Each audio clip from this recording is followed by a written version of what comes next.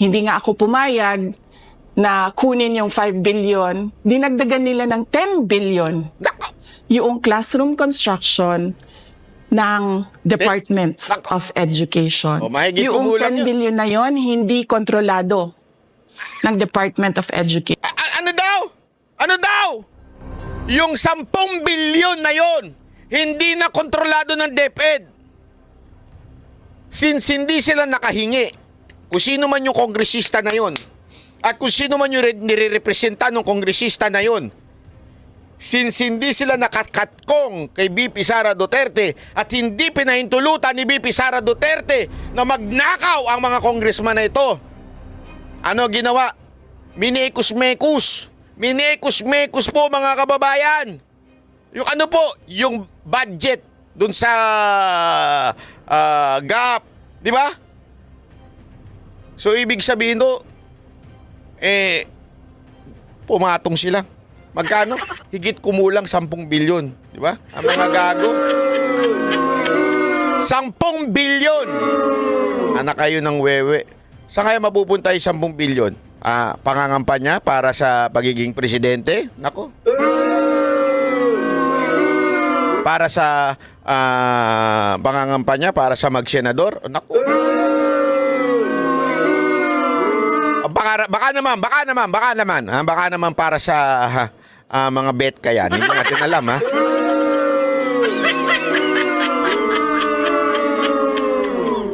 Nako, dapat sagutin nyo ito. Speaker at saka Zaldico. Nako, matindi paratang ni BP Sara Duterte dito. Di natin alam kung anong... mamaya, papakinggan natin ang sagot ng na isa sa mga binanggit ni BP Sara Duterte. Controlled yun ni Congressman Zaldico Nako po! at Congressman Martin Romualdez. Nako po! Oh? Hindi ko na kailangan ng corroborative witness dito. Dahil makikita nyo yon sa papel. Makikita ng taong bayan yon sa papel. NEP, 5 billion. Lumabas ang budget approved, 15 billion. So may iintindihan nyo, di ba? Bakit pa tayo magbabudget hearing para sa Office of the Vice President? 2 tao lang naman ang nasusunod sa budget. So, it is very, very clear. Therefore, I conclude. It is very, very clear, mga kababayan, na sinasabi ni BP Sara Duterte, dalawa lang ang nag-approve, si Zaldico at saka si Romualdez, ang nagtaas ng budget na yon. Kasi nga, sabi niya dito, dalawa lang ang nagko-control ng budget. Gets nyo? O so, sino nagtaas nung from 5 billion na naging 15 billion? Sino nagtaas nun? Walang iba kundi si Speaker at saka si Zaldico, according to BP Sara Duterte. Naku po, malupit ito. So para bagang sinasabi ni BP Sara Duterte na ang kontrolado lang niya ay yung 5 billion na nandoon sa unang hiningi pero pinatungan. Asa na kaya yung pinatong? Naku po, hilig yung pumatong, ha? Delicate siya, baka mabuntis, ha? Huwag kayo ng ano, ha? Ng bayan natin. Halimbawa, taong 2024. Nako, hindi pa pala tapos. Hindi pa pala tapos yung isa. Kung makikita nyo, ang approved na budget ng Office of the President para sa classroom construction ay 19 billion. Nako. Noong lumabas na, Grabe ito, 19 billion ang approve. O, nung lumabas na, magkano na yung House version? Sige nga, madam. ang House version ng Appropriations Bill ay naging 24 billion ito. Naku po, grabe, mahigit kumulang 5 bilyon. Tama ba? O kung if may mathematics, so sa NEP, ibig sabihin, again, yung national expenditure, ibig sabihin yun yung para talaga sa, yun ang inapprove ng Department of Budget. Okay? 19 billion. I-round up na lang natin, para di mahirap banggitin. Pero ang ginalaw ng Kamara ay 24 billion. Ginawa nilang 24. From 19 to 24. So, more or less, 5 billion. Kanino na naman mapupunta yan? Ano naman yan? Grabe talaga kayo. Grabe. Oh, sabi ko nga sa inyo una sa DepEd, pangalawa sa Office of the Vice President. Oh, paano pa yung ibang departamento? Tiba-tiba talaga kung sino man yan. Kung sino man yan, kumakatkong dyan. Tiba-tiba na naman. Grabe kayo. Kaya talaga napakawalang yan ito mga to. So, approved 19 billion, paglabas sa House, naging 24 billion. At doon sa 24 billion na yon, kung hahanapin mo sa papel, kinuha nila ang 5 billion ng repairs ng classrooms at nilagay nila doon sa 19 billion para maging 24 billion siya. Grabe. Ayan no, ayan no. Ayan no.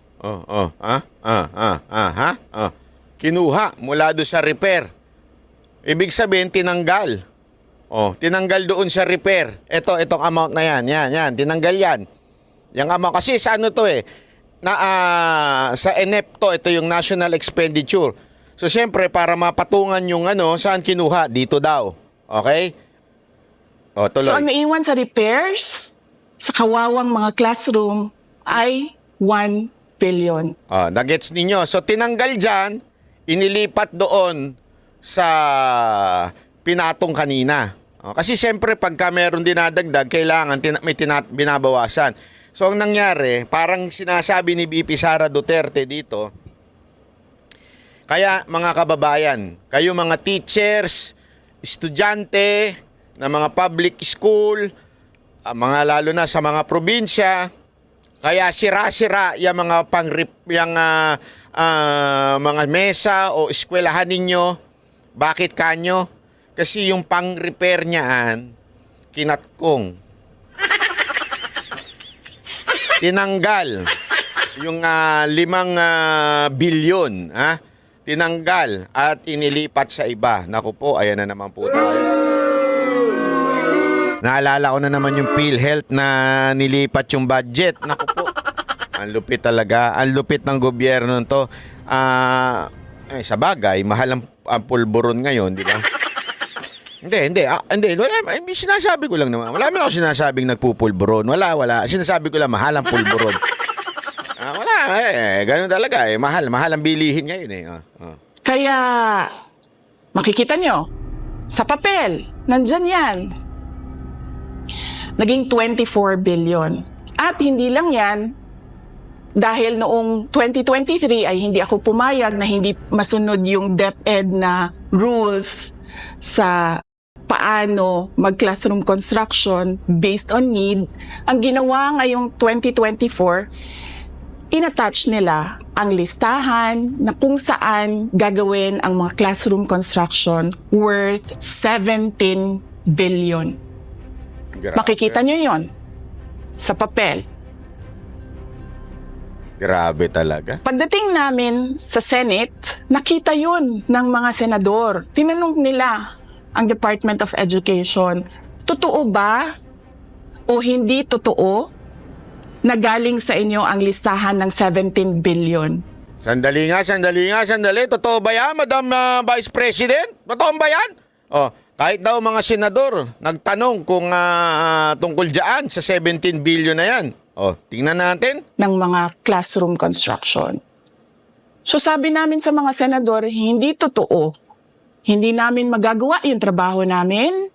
Hindi natin masosolve ang classroom backlog kung ganito ang nangyayari. Pwede ba ninyo kaming tulungan?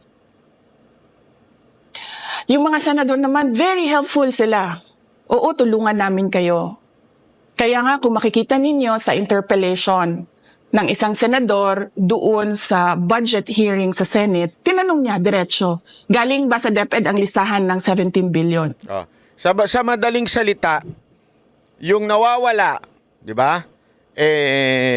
Na di umano, parang binago daw. Sino ba may control? Si Speaker at saka si Saldico. Yung nawawala na yon, nagbigay ng listahan. Okay, yung listahan na yun, doon daw mapupunta yung mga construction, bla bla bla, kung ano gagawin doon. Oh. Sinabi ngayon ni BP doon sa Senate na tulungan nyo kami. Oh, yan ngayon tinanong ngayon ng isang senador. Oh. Tuloy. Galing ba sa DepEd ang listahan na inattach doon sa House Oh. version? Sinabi namin hindi. Hindi galing sa amin yan. Oh. On record yon. Nako. Makikita nyo sa mga videos. Balikan nyo yung mga videos. Sige nga, balikan natin. Makikita nyo. Balikan natin.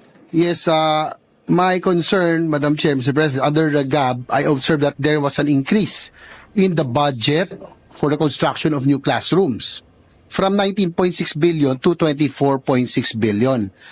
Hindi nagsisinungaling si BP Sara Duterte. Naandun talaga. So yung dokumento na yon na pinakita ni BP Sara Duterte, yan ho yun. Nandyan talaga. Kasi nabanggit sa Senate eh. Kasi si remember, hinihiring din dyan sa Senate. Okay? Nabanggit. So ibig sabihin, authentic, totoo yung sinasabi ni BP Sara Duterte. Malinaw na malinaw. Hindi fake news. Bakit to? Kasi diniscuss sa Senado. Ayan, no? Tamang-tama yung amount. However, this is my concern, which you mentioned earlier, that the repairs and rehabilitation of classrooms was decreased from 6.5 billion to 1.5 billion. Ayan. I also have information, Madam Chair, Mr. President, that 24.6 billion allocated under the GAB, but only 9.8 billion from the allocation is left to the discretion of DepEd. Magkano yun? So, ayan sa 24.6 billion allocated under the GAB, yung po yung General Appropriation. Bill pa lang yan kasi, tama ba? I'm not sure kung bill yung sa B. Pero alam ko kasi, dinidiscuss sa Kamara, dinidiscuss dito. Okay? So, hindi pa ho yan yan yung na-finalize. So, kaya nga ho, bill pa lang siya. So, 24.6 billion ang inallocate under the GAB. And yet, but only 9.8 billion from the allocation is left to the discretion of DepEd. sa 24 point blah blah billion, 9.8 lang ang kontrolado ng DepEd. The rest, sino may control? Hindi na natin alam. Ito malinaw. Hindi nagpe-fake news si BP Sara Duterte. This is legit. This is not fake news. Diniscuss po ito sa Senado. Okay? Ang linaw po, diniscuss ito sa Senado. Kaya hindi ko na kailangan ng witness. Kasi makikita nyo sa papel. Yan. Tapos dumating ang bycam, walang nangyari. Bakit kasi may mga nagsasabi, may mga nakikita akong comment na mga tatanga-tangang comment. Sabi, hindi naman kontrolado yan ng kamera lang Alam mo na, maraming troll sila di ba? Yung mga troll ni ni Tamba, hindi natin alam, di ba? Ang daming ang kanilang parang panagot diyan sa akusasyon ni BP Sara Duterte. Sinasabi nila na sandali. Senado rin naman nagde-decide Pero tandaan natin, ang Senado, kaya nga nagkagulo-gulo sila, di ba? Kaya nga napalitan yung kanila leadership dahil merong nangyaring hindi din tama. Kaya nila pinatalsik yung kanilang Senate President. Kasi nga alam naman natin, kamara at kamara pa rin ang didesisyon kahit sa budget na inaalat sa Senado. Kamara ho ang talagang, kaya nga sila ang pinakamakapangyarihang institusyon sa Pilipinas kasi sila may hawak ng budget. Sila nagde-decide. Kaya nung bycam na, kasi ganito yan Kamara, pag-uusapan, Senate, pag-uusapan, tapos bycam. Ang problema sa bycam, hindi naman po lahat ng senador na andun. Sino lang inaandun? Yung bata nung Senate President. Walang iba kung hindi sa finance. Chair ng finance ng Senate. So pag sila lang ang nagkasundo, kaya nga dami nagrereklamo dyan kasi parang pinag-usapan pa natin, lahat ng kongresista. Pinag-usapan pa ng lahat ng senador. Pagdating naman sa BICAM, dalawa lang naman na mag-uusap.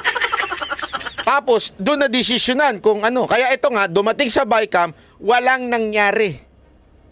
So, yung sinasabing 24 billion, wala na tuloy-tuloy na. Kasi nga, dalawa lang ang may hawak dyan. Di ba?